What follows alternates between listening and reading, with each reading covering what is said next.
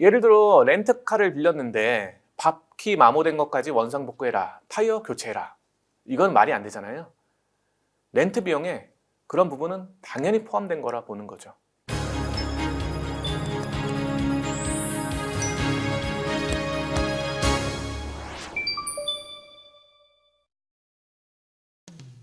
상가 보증금 반환과 함께 문제되는 게 있습니다. 바로 상가 원상복구인데요.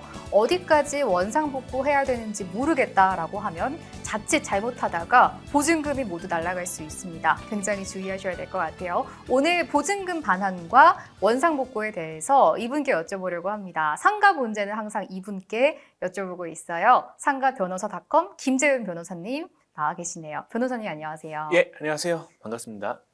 이게 보증금이라고 하면 당연히 내 돈을 맡겨뒀다가 나중에 돌려받을 수 있을 거라고 생각을 하잖아요. 왜 돌려받지 못하고 문제가 되는 건가요?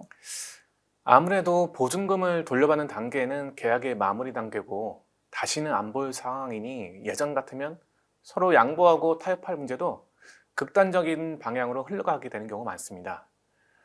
세입자분께서도 원상 회복 하나도 못한다고 무리한 주장을 하시는 경우도 있고, 건물주께서도 원상 회복을 조금이라도 더 세입자에게 전가시켜서 보증금 반환할 액수를 좀 줄여보자, 이렇게 하는 경우도 간혹 있습니다. 결국 세입자가 원상복구에 안 하고 나가서 이제 건물주가 대신 공사를 하고 그 공사 비용을 보증금에서 빼겠다라고 해서 문제가 되는 것 같은데, 그럼 도대체 원상복구는 어디까지 해놔야 될까요?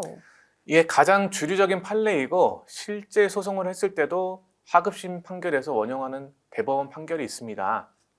기본적으로 임차인이 들어갔을 때 당시의 상태로만 만들어 놓으면 됩니다. 어떤 시설을 설치했느냐, 안 했느냐, 이런 것은 임차인이 설치하신 거라면 원상회복 대상이라고 보고 공사를 하시면 되고, 설치하지 않은 것들은 아니라고 보면 됩니다. 그리고 또 분쟁 유형 중에 계속 사용을 해서 낡은 부분이라든가 마모된 부분을 다시 새 걸로 바꿔놓으라는 요구를 하는 경우도 있습니다.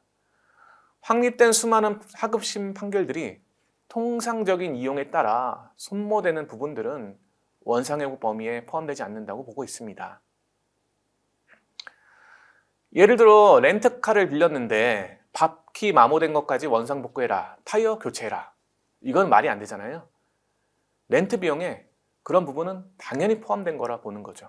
굉장히 명확하네요. 상가 원상복구는 내가 들어가서 해놓은 시설만 돌려놓으면 되는 거고, 통상적으로 사용하면서 마모된 것은 돌려놓을 필요가 없다라고 저희가 기억을 하면 될 것 같은데, 변호사님, 저 이거 갑자기 궁금한데요. 저희가 권리금을 주고 양도양수 받는 경우 있잖아요. 그럼 이전 임차인이 해둔 시설까지 제가 철거를 다 해야 될까요? 예, 이 질문과 관련해서 예외적으로 볼 수 있는 대법원 판결이 하나 있습니다. 원상회복 범위에 대해서 그 의무를 승계한 경우에 자기가 들어갔을 때 상태가 아니라 전 사람이 한 상태까지 원상회복을 해야 한다, 이런 내용이었는데요. 이 판결을 알고 있는 변호사님들이나 건물주분들이 전 사람이 한 시설까지 공사해라 라고 주장하는 경우가 있습니다. 하지만 권리금을 주고 들어갔다는 사실만으로 무조건 전 임차인의 원상회복 의무를 승계했다고는 잘 안 봅니다. 실제 권리금을 주고 들어갔어도 소송을 통해서 다투게 되면 여러 가지 입증의 문제들로 인해서 최종적으로는 들어갔을 때 상태만 만들어 놓으면 된다라고 판단을 받는 예가 훨씬 많습니다. 일단은 저희가 이론은 확실하게 아는 것 같아요. 상가 원상복구는 내가 들어가서 해놓은 시설만 원상복구 해놓고 나가면 된다라는 게 제일 기본인 것 같은데, 그럼 변호사님, 저희가 원상복구도 다 했어요. 근데 건물주가 보증금을 안 돌려준대요. 이럴 때는 어떻게 해야 되나요?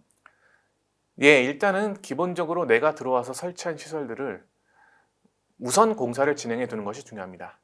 나중에 소송으로 진행될 때 임차인이 했어야 할 기본적인 공사도 안 하고 나가게 되시면 소송 과정에서 더 많은 비용이 산출될 수도 있기 때문입니다. 그 다음에 내가 하지 않아도 될 부분들 또는 자연적으로 마모된 부분은 무시하시고 보증금을 계속 돌려주지 않는다면 보증금 반환 청구 소송 등을 통해 다투시는 것이 좋습니다. 정리를 하자면 내가 공사할 부분을 빠르게 진행하시고 건물주가 보증금을 안 돌려준다, 일부만 준다, 이렇게 대응하면 소송으로 바로 해결하는 것을 추천드립니다.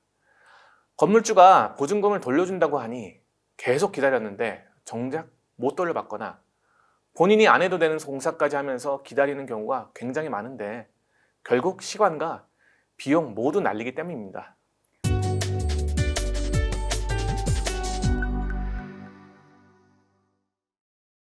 오늘 변호사님 말씀처럼 원상회복과 관련돼서 상가 보증금을 돌려받지 못하고 계신 분들 많으실 것 같은데요. 이럴 때는 빠르게 보증금 반환 소송을 고려해 보시면 좋을 것 같습니다. 김재윤 변호사님과 함께했습니다. 변호사님 고맙습니다. 네, 감사합니다.